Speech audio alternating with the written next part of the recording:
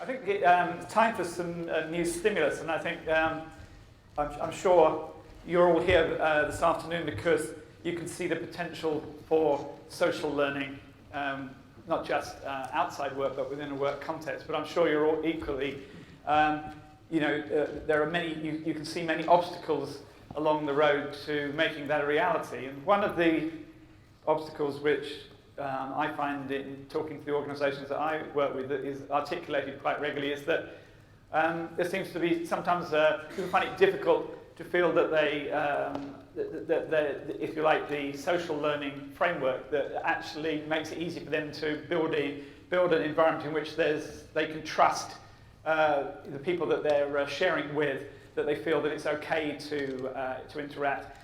More so perhaps in a corporate setting than they would do in their private lives. And that's one of the things that Joanne's going to focus on today, and to try and see what ways we can actually overcome those obstacles. So if we can make some progress, that will be a really, really good hour well spent. Joanne will leave an opportunity for questions at the end, but I think that she's also open to spontaneous questions as we go. I won't waste a lot of time talking about Joanne, but I will just mention that she is the COO of online arts film company Highbrow, which sounds great, and she's an adjunct associate professor at Queensland University of Technology in Australia and at the Asia International College in Singapore. Why do they always make these things so difficult to say? That's one of the reasons why I call it QUT and AIC. Oh, right, yeah. Well, you could have told me that. Saved everybody a lot of time. Anyway, I've seen Joan speak before, and she's got lots of really, really interesting things to share with you. So over to you, Joanne. Okay, thanks, Clive. Thanks, everyone. I'm also known for doing post-lunchtime talks because basically I like the idea of scaring people, so be warned. Okay, what I'm going to be covering is what Clive's also been talking about, but there's the other thing is that social learning, everyone starts to get very nervous when they assume that social learning means social media instituted learning. Yes, I am talking about social media as a vehicle, or actually a place for learning, but it's not the only form of social learning. I mean, this is a form of social learning. We're physically in one space, we're talking to each other, we're learning from each other, that is social learning. But this idea of connecting, interacting through social learning in this context is talking about use of social media tools or social-oriented ideas. So, let me just see. These are the promises I would hope I can deliver during the course of the session today. I want to show how social media optimises our identification of trustworthy sources. I want to show how social technologies facilitate critical thinking and critically valuable networks. And I want to see what we can do as a path ahead for socially mediated or technology mediated social interaction. So these are some fairly pious and august ambitions. So it's all very well to have these wonderful promises and objectives. It's another thing and utterly to produce something that's either relevant or interesting for you and the audience. So if there is at any point in this presentation a question, a burning question or an issue that you want to have addressed, please ask it. We do have some roving mics that are going around, but there's no point in me following this presentation if this isn't what you actually want to hear. So please ensure that you have that opportunity available to you, that you do actually make yourself aware of it and use it. All right, so the things that I really do need to cover in order to bring about those objectives are these three critical ideas of trust, critical friends, and because I think it's absolutely useless to do conceptual presentations, I think it's always a good idea to look at examples or case studies of social interaction and social learning. So I'm going to be doing 4 different types of case studies. One is community-based learning. One is, so that's people actually making stuff and sharing stuff that they've made. One is a corporate-based learning solution, so actually how an organisation learned about its customers through engagement with social technologies. One is a more of an institutional, professional development social learning process.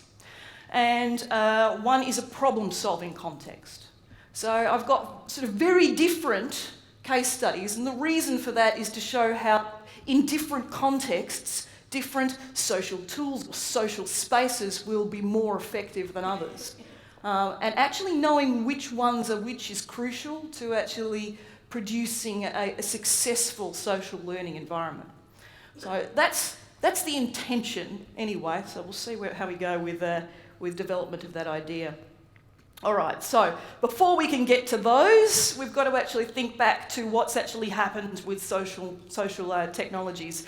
Well, if you think right back to 1994, and fortunately all of you in the audience are sort of a similar age to me, and you remember this, or I hope you remember this. So this is from, I love these photos, these are taken from the Web Archive, the internet, the Wayback Art Machine and the Internet Archive. This is Google back in 1997 and InfoSeek also back in 1997, 96. In these days, there were indexes of the web. In fact, when I first started doing web development in 1993, the National Library of Australia had a list of every single Australian website online. and about half a dozen of them were mine.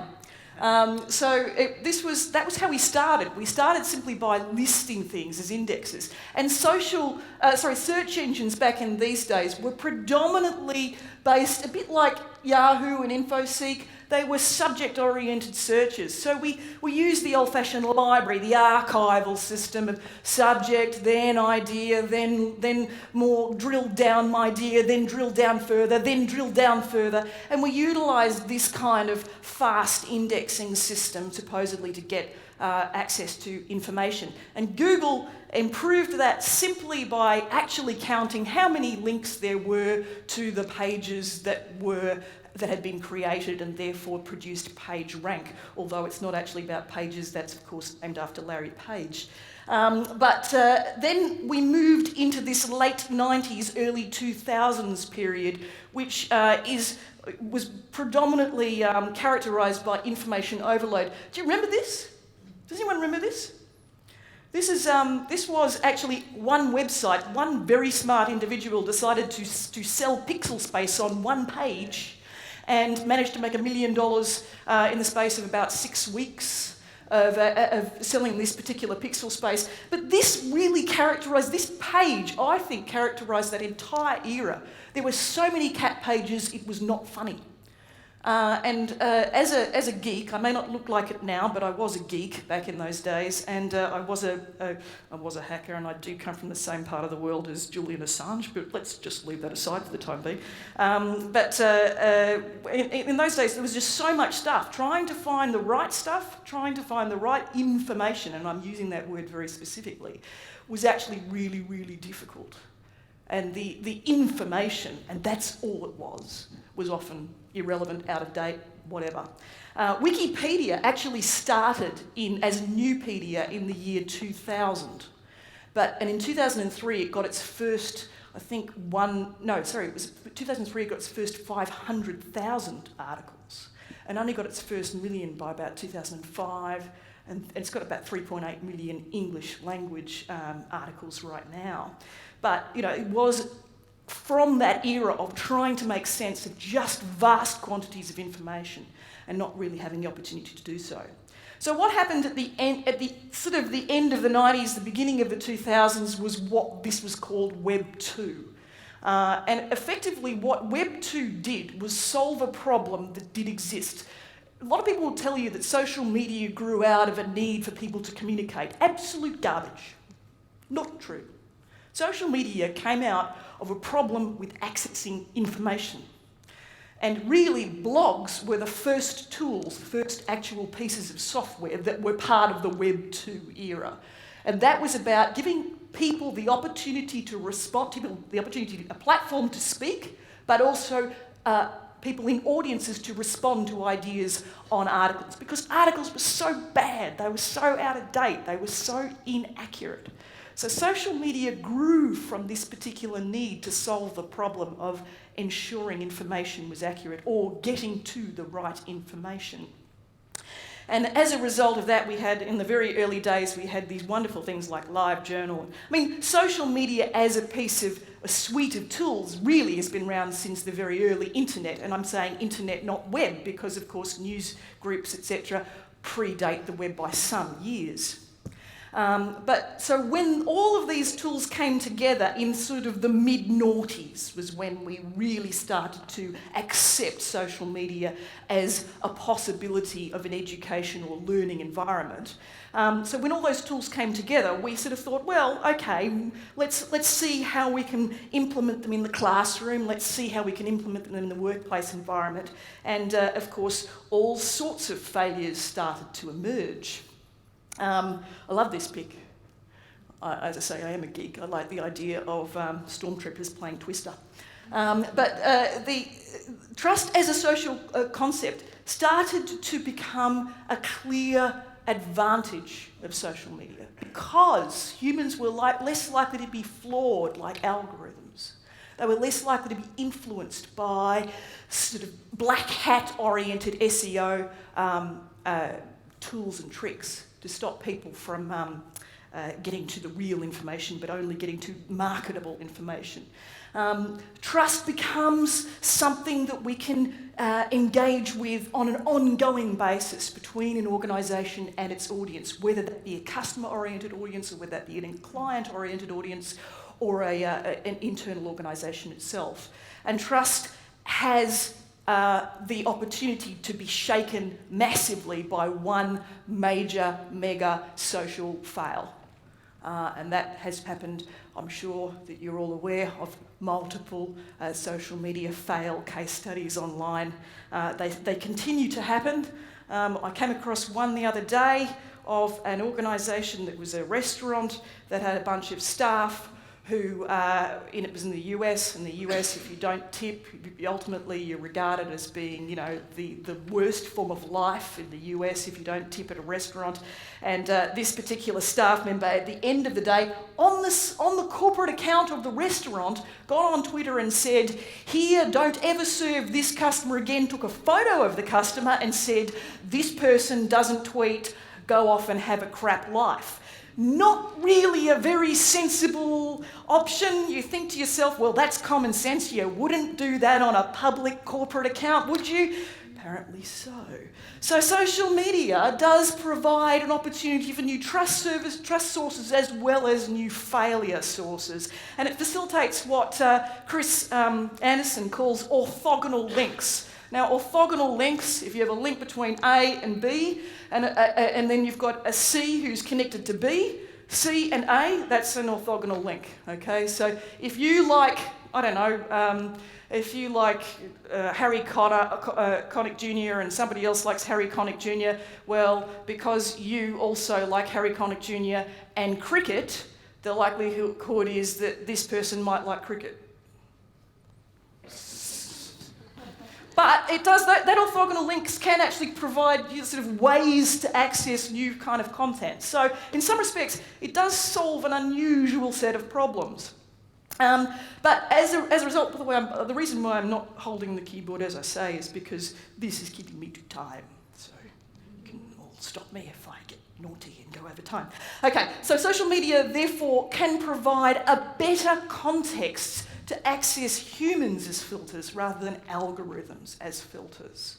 And because we as humans make better judgments of ideas, of problem-solving activities, of new creative opportunities, we are better together than we are individually. And I know that sounds like a complete wank. I mean, it does. Occasionally I find a lot of all the sort of, you know, beautiful language about social media, I just think, oh God, you know, get over yourself. But the truth of the matter is that collectively we are much better at problem solving than we are individually. This has been proven. It's not something that I particularly find terribly interesting, to be perfectly honest, but because we're physically better together at working at problems than working individually, we do actually find efficiencies which may not be about getting to a solution faster. It may actually be about finding out what the skill sets of the person you're working with are.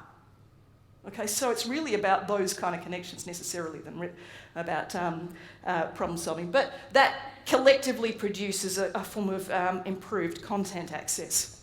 So, but trust networks generally have these nascent properties. They move, they go up and down over time. So while you might actually believe a group of authority figures in a particular area at any one point of time, they are subject to change.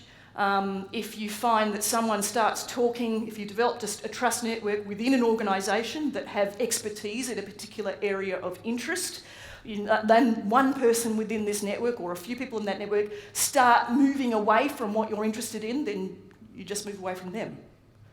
It's simply that simple.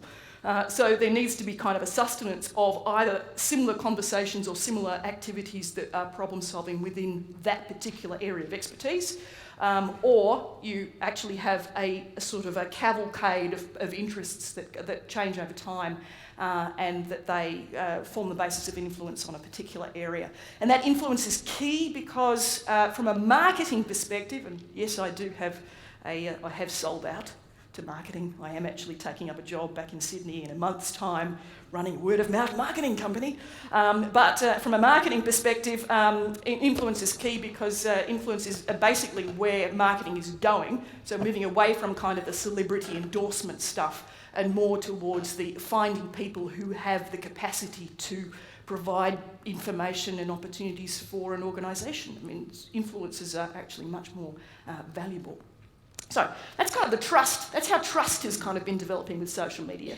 And how to actually get organisations to trust each other when they're using these tools is the next thing. So you have to develop what I call critical friends and influencers.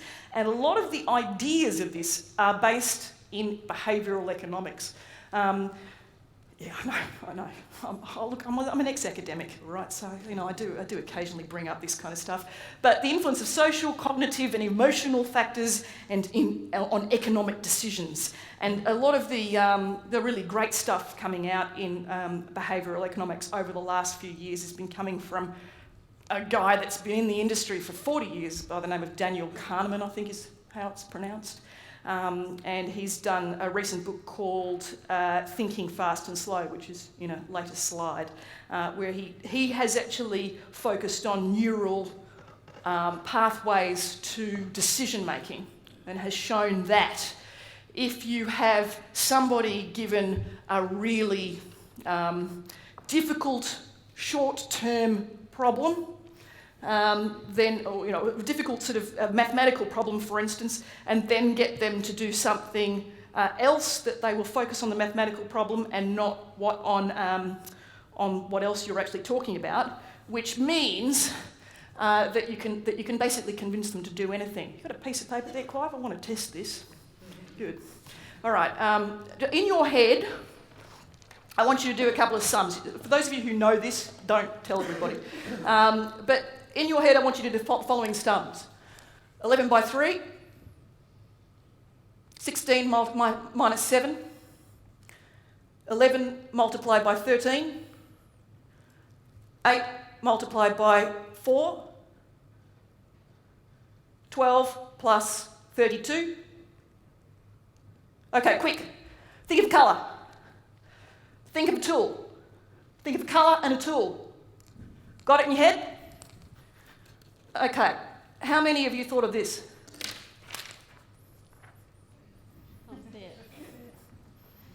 Okay. Can you see it? No.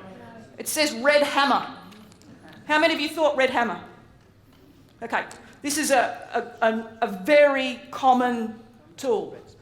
You're effectively focusing your mind on one part of your brain answering those mathematical solutions, those problems. The most common thing that you are likely to do when you are focused on one intense, slow thinking activity is that you will revert to easy thinking, fast thinking, okay? Easy thinking to solve other problems. Okay, so the most common colour that anyone comes up with when you say, would you like to pick a colour, they'll say red. The most common tool that people will say when you ask them to think of a tool or picture a tool in their head, they'll say hammer. So, in fact, that's why a company, friends of mine in Australia came up with a company name called Blue Spanner, because that's what we thought of. So anyway, this is Kahneman. So he's actually been saying that humans are not irrational. They often need to make more accurate judgments and better decisions. Rational people should be free, but freedom has a cost. That's borne by individuals who make bad choices by a society that feels obligated to help them. Kahneman believes absolutely that most of us are doing what we just did with that red hammer experiment.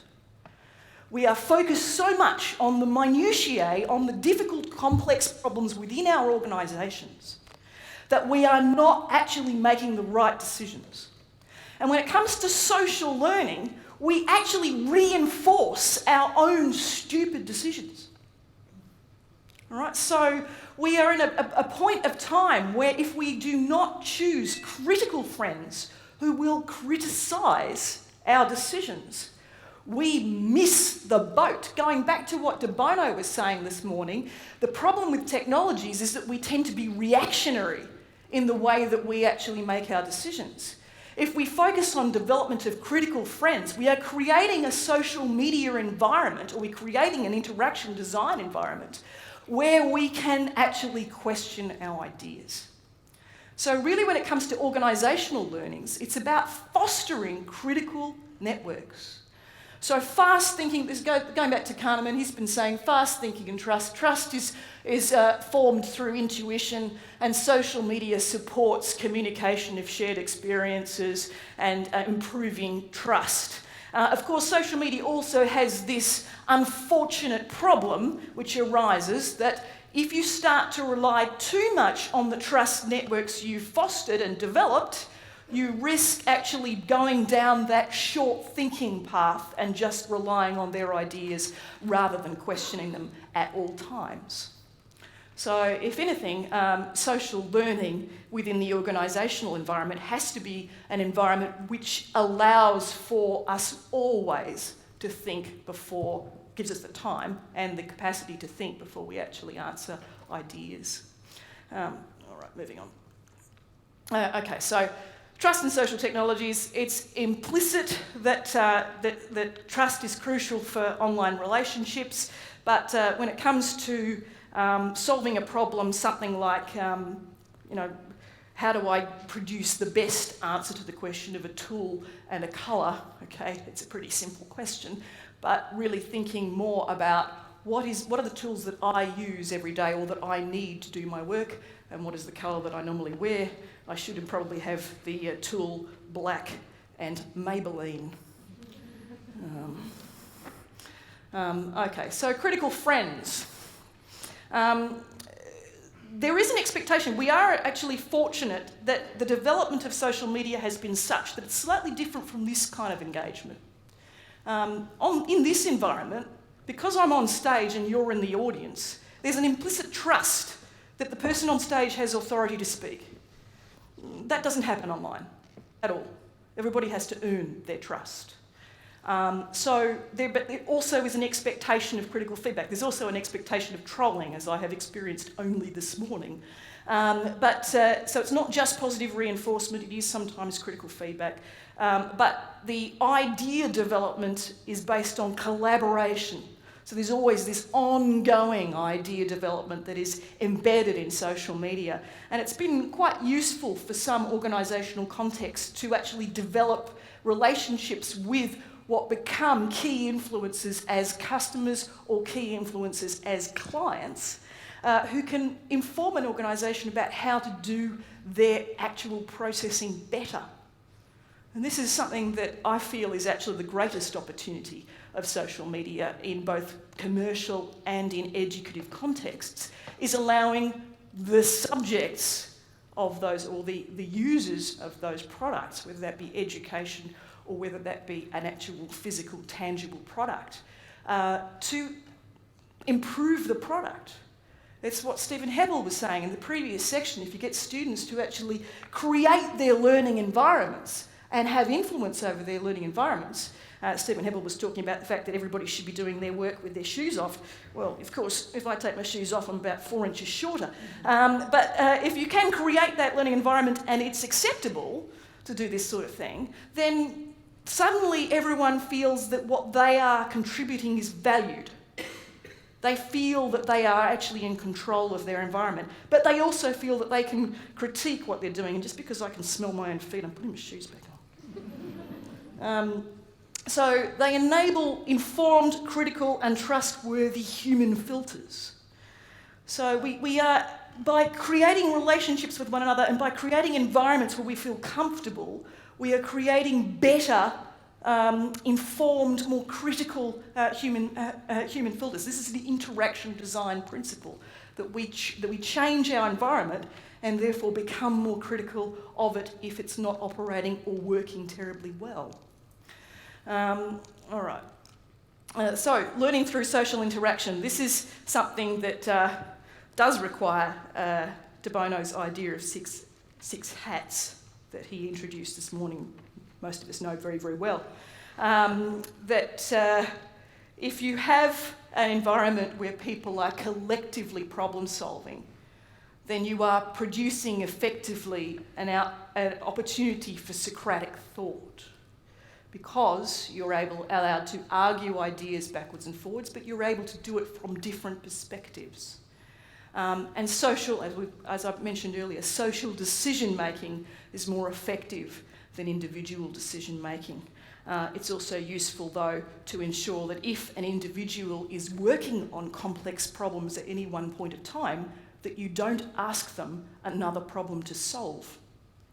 Because if you do, they will revert to cognitive ease. They will make bad decisions.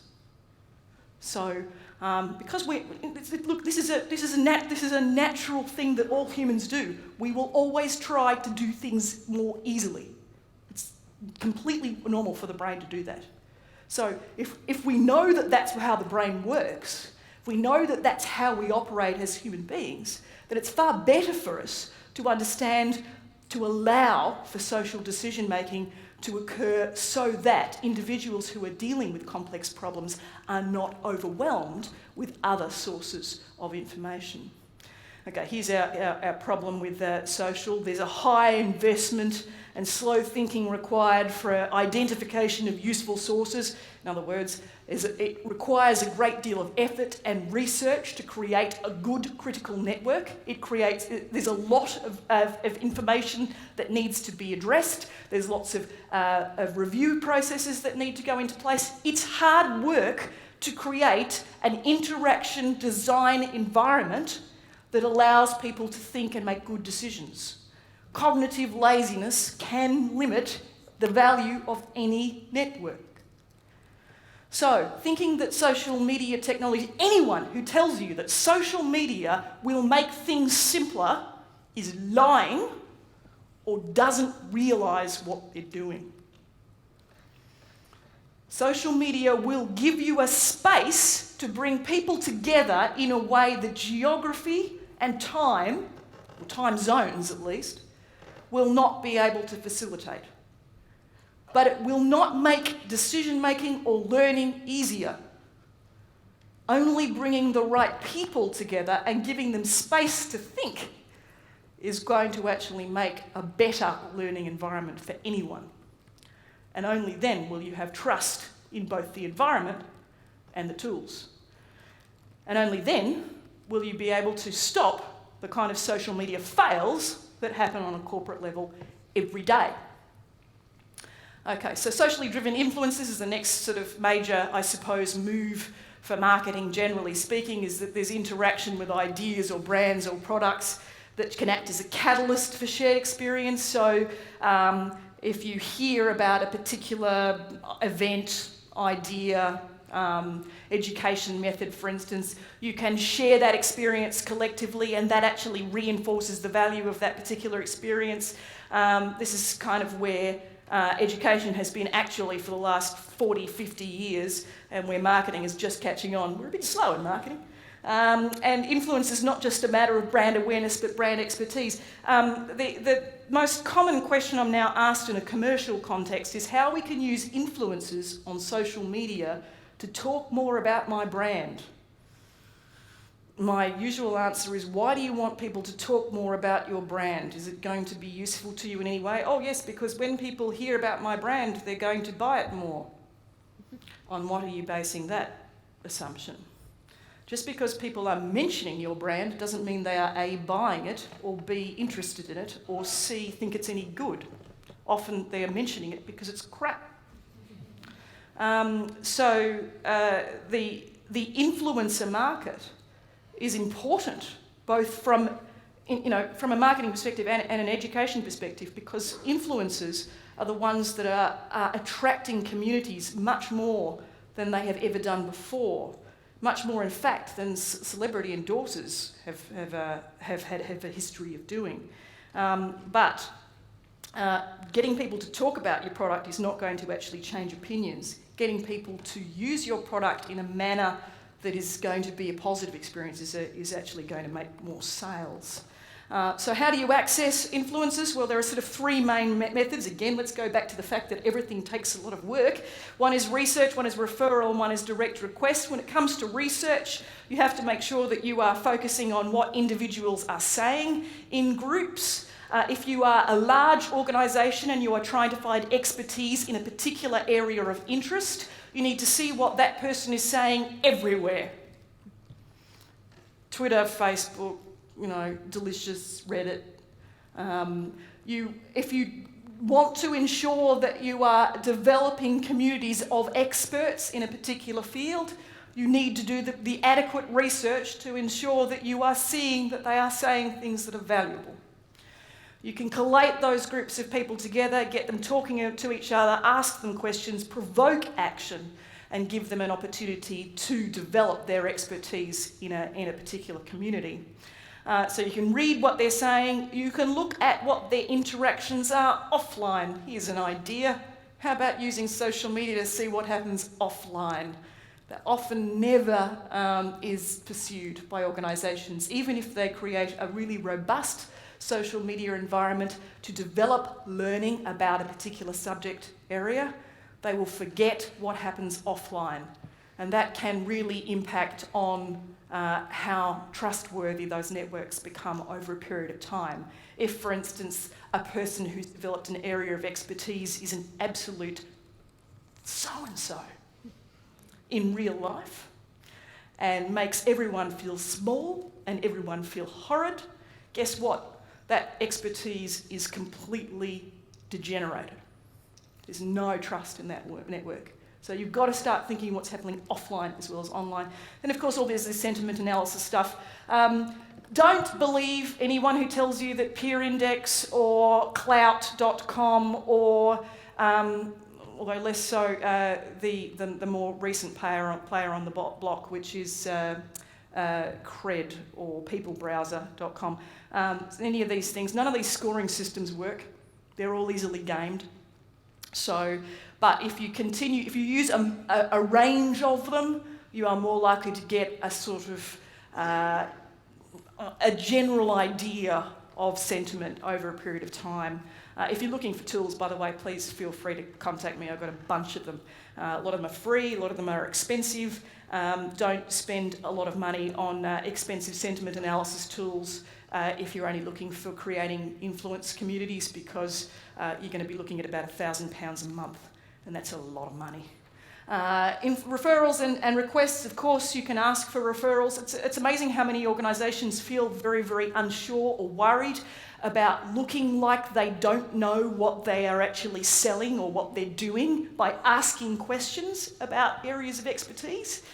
It's really weird. I don't know whether it's an English thing or whether it's a European thing, but it's certainly very hard to get organisations to say, are we actually good at what we're doing?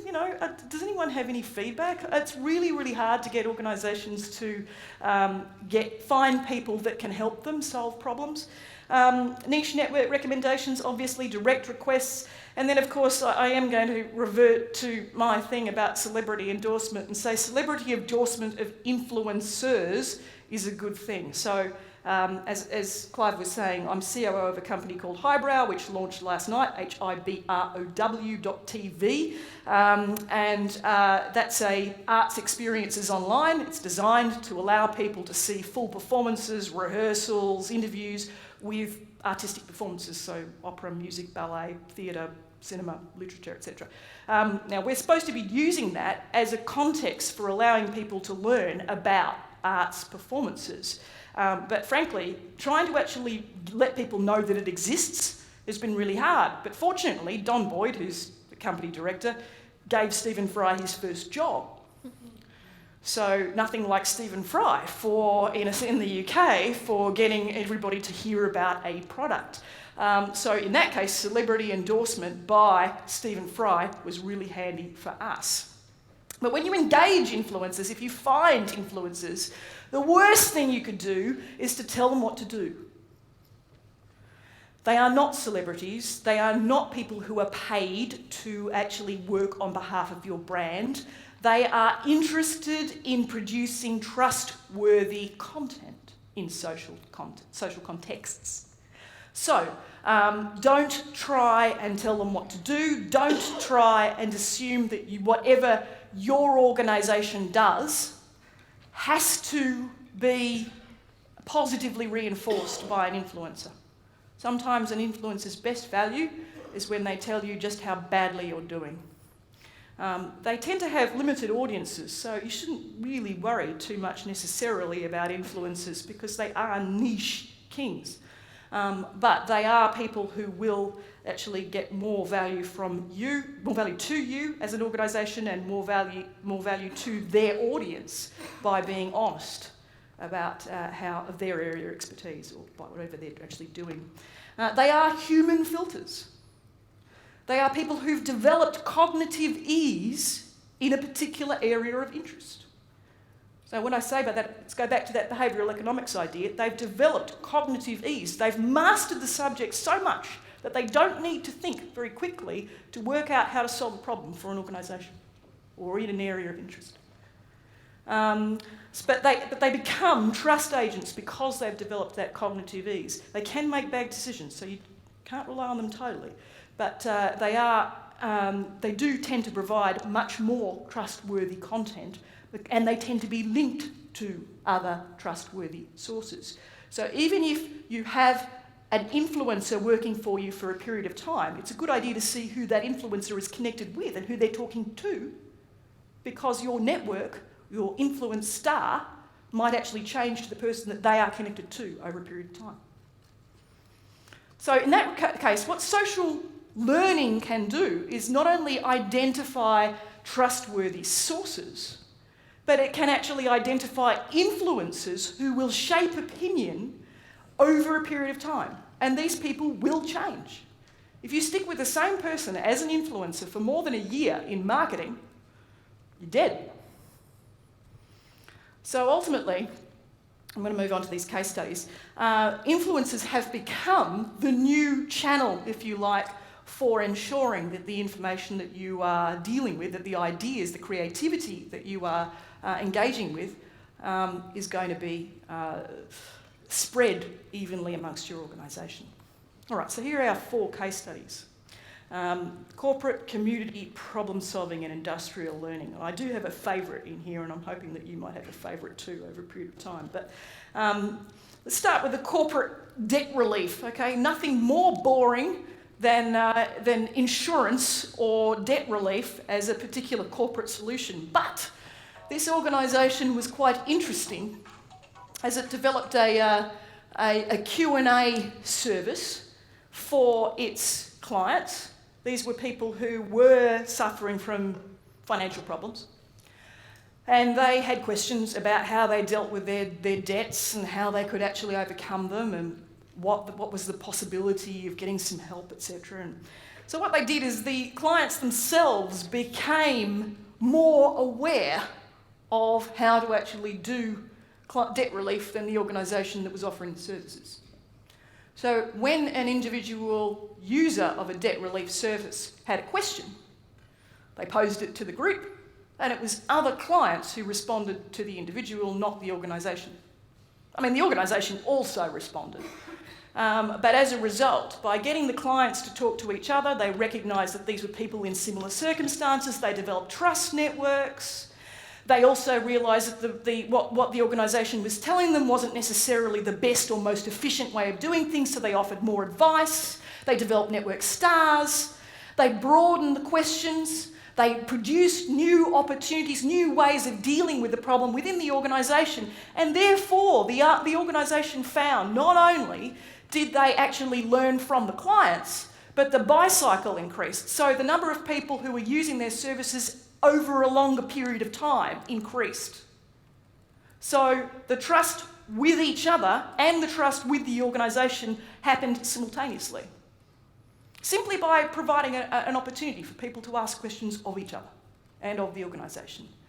And it was a public opportunity. The big risk that the organisation took was, what happens if our clients start to badmouth the organisation? Well, that was the risk they took. And if your product is crap, then get a new product. If you've got a good product, then you should actually find that your audience will support you, but not only that they will actually tell you how to do it better. So that's a corporate solution. It does actually happen in a lot of contexts. I've seen this happening in large organisations. I've also seen it happening in particular areas of interest. The difficulty with it is that you have to set up a very clear set of rules to ensure that there is no harassment, that there is no rude behaviour online or lewd behaviour, and you also need to make sure that people are at least offering the right advice. If people are giving the wrong advice, you need to make sure that they are followed up and that adequate moves are made to ensure that they are protected. You also need to do that horrible thing that I've had to do in some of the communities that I've built over a period of time, is that if people start to use contexts like this for producing a cry for help, and it does happen, that you have 24/7 people on that community to respond fast. Because if you don't, you can find that your organisation is rather badly affected. All right, moving on because I'm conscious of time. All right, so community, I love this. Has anyone used Instructables.com? One or two? Oh, this is awesome. Go and have a look at it. It's fun. This is a community of makers. This is people who just share recipes, share ideas about how to do home-based, do-it-yourself stuff. It's extraordinary. Questions are always possible for every single thing that is made on Instructables. The more sophisticated the activity, the more likely it is that users will buy from a maker if they are a commercial institution. Instructables has had some fabulous Arduino-style projects recently, and it has had some great, Halloween contests and things like that. But people will come together and create stuff and share the pictures and all the instructions about how to do something. This is a fabulous way of developing trust based on expertise in a particular area, particular creative area. Okay, but do have a play. But that's a community learning exercise and extremely popular. Problem solving, and I love this example too, this is my favourite. This is something that you may have heard of last year, that a bunch of AIDS researchers was trying to find the structure of the genome of the HIV virus, and they've been doing it for 10 years and trying desperately to actually find what the structure was. They stuck the variables into a game, which a bunch of people play online called Foldit. And Foldit is a place where people go just basically to show off to each other. It's great fun, it's full of geeks. This series of gamers wanted to contribute to scientific research. They solved the structure of the genome in 3 weeks. 10 years took standard researchers, 3 weeks it took a bunch of gamers. Gamers are really good at problem solving. And if you give them an opportunity to increase their reputation online, to build trust networks between each other, to build their own ideas and their own reputation based on expertise, if they can give them that, they're happy. And this is where using different styles of thinking can actually be quite viable as a process for problem solving. And finally, industrial learning. IBM came up with a situation about 2 years ago where they had a professional development program that was based on existing curriculum, written curriculum, classic written curriculum. And they found that ultimately that written curriculum was always going out of date. It was never actually used properly in the workplace environment. A lot of the ideas that were originally posed in the sort of professional development program weren't actually representative of what was happening in the environment online. So what they did was they said, right, well, let's curate a new professional development program, and we'll use our existing staff just to let them to contribute units generally. So that becomes part of the new and continuously revived professional development program to create new leaders. Well, trust was built in the firm by individuals feeling, I know about this area, I know a lot about this area, I've done this every day of my life for the last 20 years. I'm going to create a unit, which is a small unit, which is part of my job, put this into the program, and everyone's going to know how to do that because I'm the best person at doing it. They felt their expertise was being valued, and they felt that they were actually contributing to something that would consistently be renewed. This is industrial learning, social learning, using a social media context, very simple tools to share the ideas, to dump them all in one place, and then to allow the individuals in the leadership program to follow through the ideas on a regular basis. Now, all of those examples are using social media technologies that simply use the social tools as a space. It's a place that people can come to put stuff in, to actually contribute, to feel that their expertise is being valued, but also that they actually develop trust networks within the group of people that they are communicating with. They are not rocket science, but they are providing a context for deep thinking and valuing that deep thinking over a period of time. Okay. Implications, okay, I think this is all straightforward. Technology is increasingly being used as a vehicle to test trustworthy, and social technologies offer probably the best option for uncovering truth. Algorithms, as much as I love them as an old hacker, really are not as efficient as human filters in solving complex problems. And humans really love the idea of getting reputation points from contributing to others, the good, the health and the well-being of others. Okay, so, all right, social technologies, verification checks, fine. Okay, so what I hope I've shown during the course of this presentation, because I know it's nearly 10 to 3, is that social media facilitates identification of trustworthy sources, that it can act as an acceptable destination for critical responses, and that technology-mediated social interaction is probably the most promising vector for providing useful information in an area when technology is becoming transparent. Oh, I hope that's what I've said anyway. Does anyone have any questions? Or have I terrified you all into sleep? We have some raving mics. There's one question here. Yes, just over here. In a kind of corporate environment where everybody is time pushed and time pressured, is just reputation enough of a reward for people to spend their time contributing to social media, or do you have to set up some other form of reward structure? I'm really resistant to pay as a reward structure.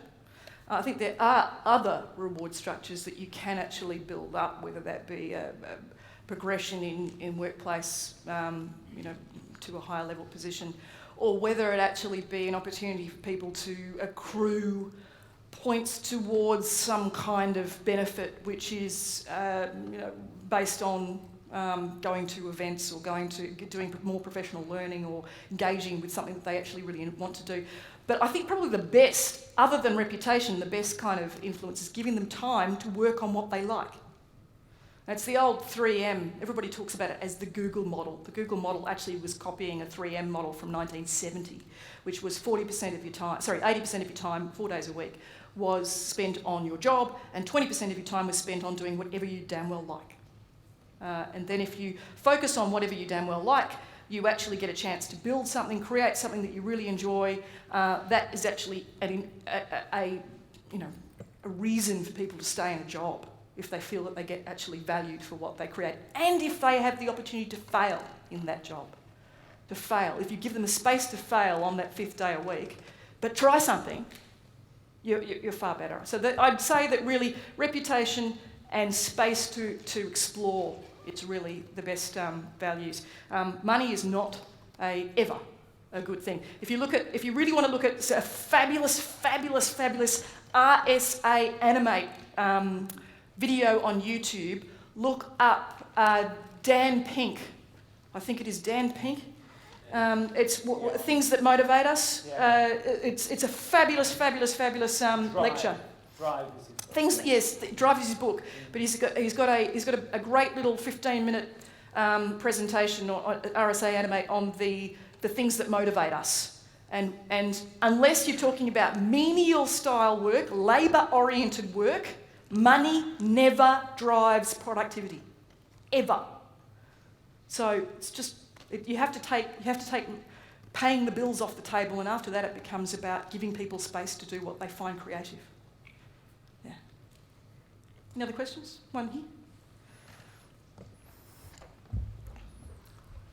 And then Joan, there's one right at the back afterwards. Oh, sorry, I can't see you at the back. I'm a bit blind, sorry. You talked about critical friends and influencers. One of the problems with trust networks, and particularly social media-based trust networks, is they generate confirmation bias. Yes. So how do you avoid that? Echolalia. People say the same thing over and over again. People say the same thing over and over again. People say the same thing. You get that by ensuring that you continue to question every group that you set up. It comes back to that sort of red hammer idea, that if you will revert to this cognitive ease of trusting that group of people regardless of whether or not they're actually saying anything useful. So long as you keep allowing questions to be raised or provoking environments where people's ideas are critiqued, and that sometimes means bringing other groups of people in and saying, what's wrong with all of this? And actually saying, what's wrong? Because if you start up so for saying what's wrong, you create a culture of complaint and allows people to critique stuff negatively. I know that feels really horrible sometimes to have yourself and your ideas being put in front of a group of other people and then being, torn to pieces. But that opportunity to see from a different perspective is basically just taking Edward de Bono's six hats from a black hat perspective. Black hat can be good. Black hat can be useful, but also bringing in groups of people who are not used to using your ideas or not used to using your methods, and saying, well, how would you engage with this idea? I mean, I had a very interesting scenario back in June. I was teaching in India, in Bangalore, and I don't know, is anyone here from India, or anyone been to those places and taught in those places? The most bizarre thing about India is the power goes off every 90 minutes. Just for about 6 seconds. But you'll have something like this up and everything goes off, and all the overhead fans go off, and okay, right. And the students just don't even think about it, it's all very easy, and I'm sitting there panicking, thinking, I'm sure I'll be able to get it back up shortly. They said, it's all right, I'll come back in a second. 6 seconds later, up it comes. And that happens every 90 minutes or thereabouts, it's just the service just changes. So for me, what that did is it changed the way that I taught these students, because it put me into a different context, because I wasn't used to that particular way of engaging with students. I actually started using different methods. I started actually engaging with them, so that as soon as the power, because I knew the power would go off at some stage, I would set up something that allowed me to do something differently. So effectively I was critiquing my own work, or using the audience to critique what I was actually doing. It's amazing how when you take yourself out of your comfort zone, you do actually see things quite massively differently. So you sustain critical networks by ensuring you bring other people in, or other groups in, on a regular basis to continue to question what you do. And there was a question up the back? Yeah, it's right at the very back. We work in a target-driven market, and we've tried to start to implement some social learning with our informal learning with our teams. Yep. They are very driven by money and by meeting their targets on a monthly basis. They're also, their expertise, they are quite insular, because obviously if they give away expertise. Their intellectual property. Yeah, but if you make it public, other people will start to use it, and therefore that will affect their targets going forwards. So we struggle to get them to give us the information to publish onto our sort of social learning platform. How would you go about that to encourage them to bring forward some? Okay, I've been in this context before, and there are a couple of scenarios. For instance, there was one with financial services people and traders, buy-side and sell-side traders, who were very unwilling to actually share their ideas because that was, if you like, their competitive advantage in the marketplace. And there also are other problems with financial services sector people because you're subject to compliance rules in terms of the amount of information that you give away in public sort of education contexts. So there are people who will have legitimate reasons to resist this. But what you can do is to give them a hypothetical scenario that they can solve together, or to actually set up a competitive environment where they are given, in this case, because the reason why I refer to the financial services people is they're the most driven by money, and they're the ones that tend to actually respond quite well to competitive environments where they can actually get a monetary reward in that context. And of course the other way that you can actually get them to reveal their problems is to simply research them. There's a huge number of students who are looking for place-based learning in a particular subject area who are very interested in following an expert person around or a series of expert people around and to do a comparative analysis. Now, what if you sell it to the person who's being followed in terms of this person, this student, is actually going to survey a group of top 10 traders, let's say, in that case in point, and you'll be able to be sharing that information for a limited period before we publish it. So for a period of about 6 months to 18 months, if you actually give them that sort of competitive advantage, they're more likely to want to learn what other people are doing as their private secrets.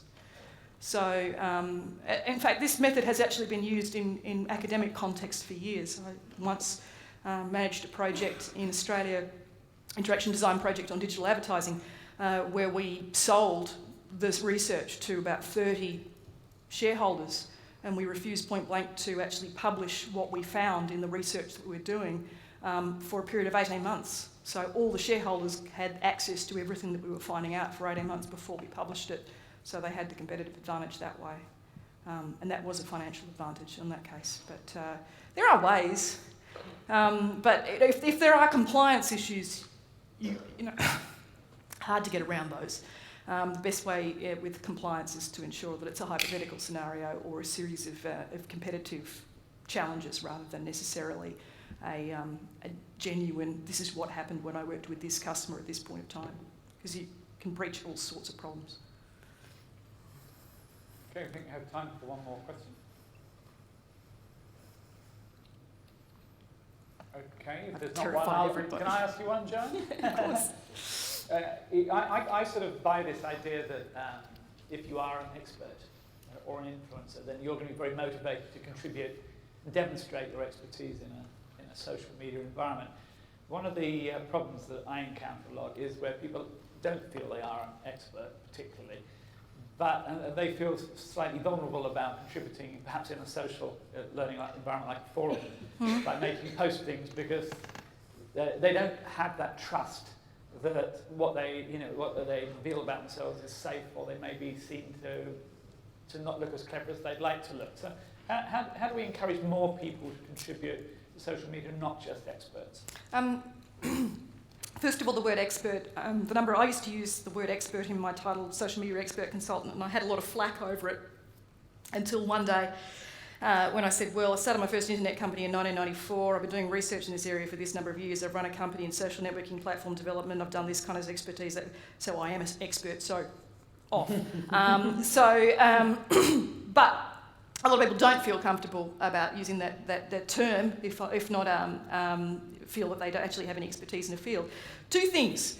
If you give people an opportunity to express an opinion rather than an answer, you are, again, you're fostering an interaction design an interaction environment where you're giving the opportunity for a series of ideas, which is less about expertise and is often more about sharing collaboratively a particular solution to a problem. The other thing is to actually give people the opportunity to actually consider themselves as an expert. The reason why a lot of people don't feel that they are experts in their area of expertise is because they are never told they are. I still feel that the word expert is useful because I think that besides anything else, a lot of media people still use it, a lot of managers still use it. But it's extremely unusual for an organisation to specifically identify people as experts. It's disappointing, frankly. Being valued for what you do is pretty basic. It's amazing how few organisations really realise that they are full of experts every day.